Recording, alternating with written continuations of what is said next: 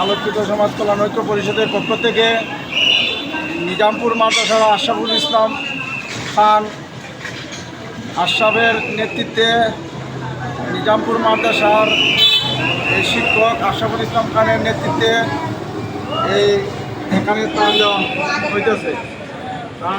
এবং আমরা এই অধুনা সিলেটের পক্ষ থেকে 100 নাম দেওয়া হয়েছে। মানুষের 20 জনে পাইছে, আরও 20 জনে পাইছে, 40 জনে মাল পাইতেছে, আরও 80 জনে মাল পাইবে। যারা মাল নেবেন এবং যারা সহযোগিতা করিতেছে তাদের জন্য দোয়া করবেন, আমাদের জন্য দোয়া করবেন।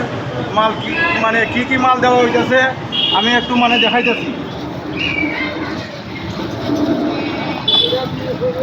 আবার তুমি ধরো 1 লিটার তেল,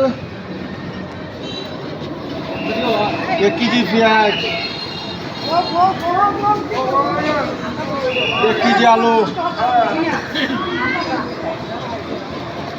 1 কেজি ডাল, 100 মরিচ, 100 বাহর, 100 হলুদ আর 5 কেজি চাল।